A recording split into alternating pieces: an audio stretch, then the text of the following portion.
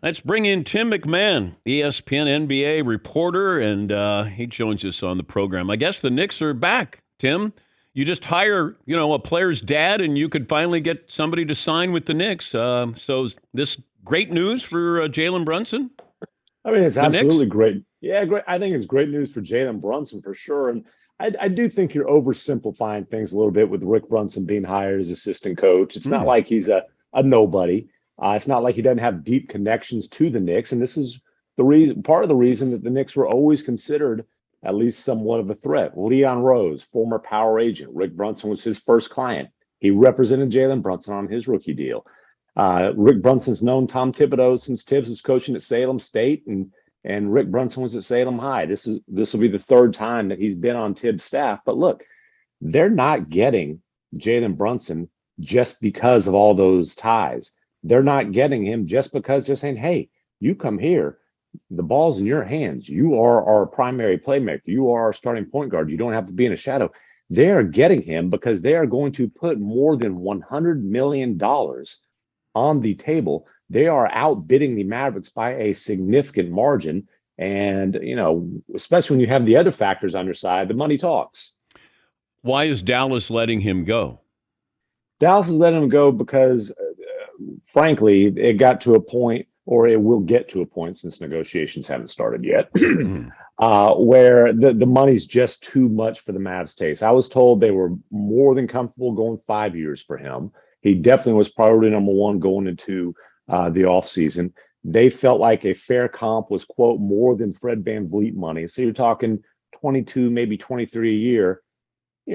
5 years, 110, 115, you're not getting close. I mean, the Knicks might get at or near that point on a 4 year deal. So, and I do think that part of this is Jalen Brunson, probably getting a taste of this during the playoffs. Those 3 games Lucas sat, he goes for 41 against the Jazz. He goes for 31 against the Jazz. Hey, I can run a show.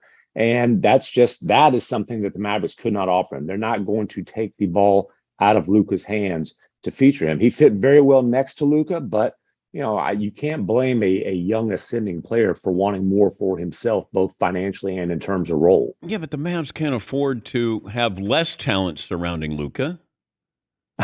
You're absolutely right. And look, there is no question this is a big blow to the Mavericks. They are losing the second best player from a team that just went to the Western Conference Finals. And they'll tell you, well, hey, we got Spencer Dinwiddie. We expect him to be even better this year. Tim Hardaway Jr. is coming back, but there's no spin. There's no way I can sit here and tell you this is not a significant hit to the Mavericks. And in hindsight, and frankly, even in foresight, they should have gotten the extension done with Brunson when they had a chance. If they'd have put 4 for 56 on the table last summer, he'd have signed in a heartbeat. Rick Brunson told me during the playoffs that they went to the Mavericks in January and said, "Hey, you put it on the table now, we'll sign that deal." The Mavericks waited until after the trade Wait, how deadline. much was the money for, Tim? That was 4 years, 56 million, 55.6 million. It's the exact same contract. It was the most they could give him on an extension. It was the exact same contract Dorian Finney-Smith signed Man, immediately after the trade that's deadline. And 50 million less than what he's going to be making. well, and isn't Brunson happy that that didn't Yes. happen at this point? When, But the Mavs wow. made the calculated decision not to offer it to Brunson or Dorian Finney-Smith until after the trade deadline, because if a deal popped up for a star, they knew they were probably going to have to include one or both of those guys. That deal didn't pop up. They got Dorian Finney-Smith done. They're going to lose Jalen Brunson, so you can say that calculated risk certainly backfired. I mentioned this yesterday. I'd been given a heads up 2 days ago to keep an eye on DeAndre Ayton and the possibility he could end up with the Nets. So I had my guys Mhm. check and see what the odds were. And they were astronomical that he was going to leave Phoenix and certainly end up with the Nets. Then all of a sudden it went crazy. The Mhm. second best odds of landing DeAndre Ayton behind the Phoenix Suns are the Nets. How are they going to pull this off if that were to happen? Is Ben Simmons expendable? I mean, I would certainly say that he's expendable. I think the question there is that a risk that the Suns are willing to take, given the fact this guy just sat out a year, he's coming off of back surgery. I don't know though that there's a clear landing spot for DeAndre Ayton right now. People thought when the Pistons created that cap space that, hey, that's it. The Pistons are going to put that max offer sheet on the table. That's not happening. The Pistons have done, they got Duran, the center, via the Knicks in the draft. They just used $19 million to help the Knicks clear that cap space, taking Nerlens Noel, taking Alec Burks. They don't have max cap space anymore.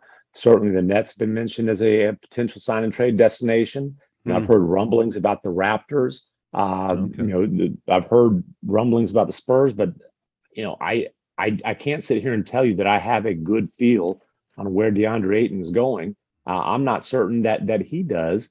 And maybe the answer is the Suns re-sign him, and basically he's back on he's on the trade market as soon as he's eligible to be. The one thing I can't imagine is the Suns losing him for absolutely nothing. That would be really bad business. We're talking to Tim McMahon. He covers the NBA for ESPN. I think it feels like we moved on from Kyrie Irving because he opted back in, and I thought, no, like this is still an issue. It feels like, Tim. Like, they didn't sign him to the max. He's back for a year, maybe begrudgingly.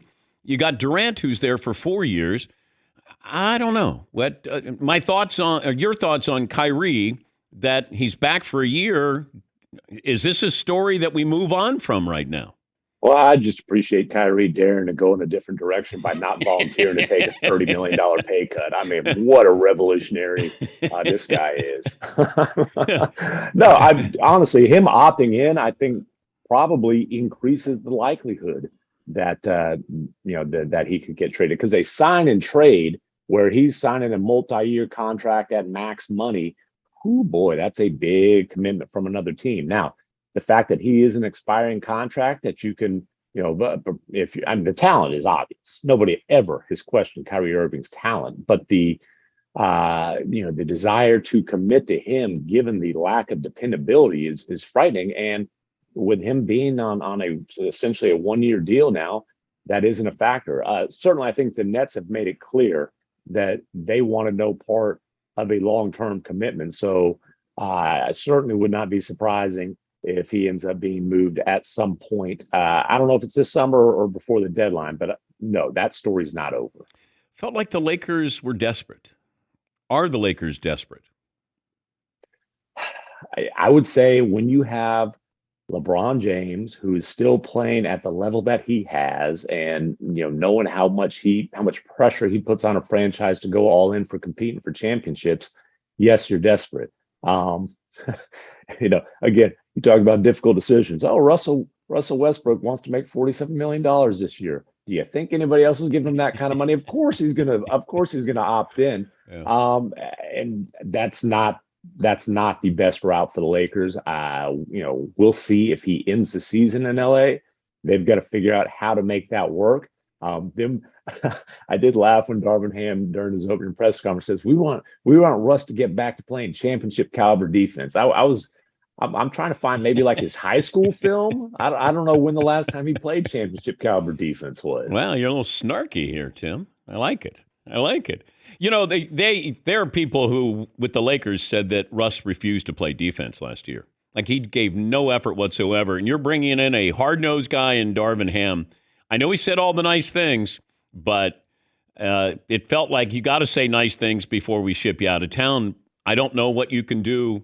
It feels like you're stuck with him, at least this upcoming season. Yeah, or you have to say nice things because you have to try to make this work, because that $47 million contract for a guy that, if Russ is a free agent, people would be interested in him at mid-level type of money, I think.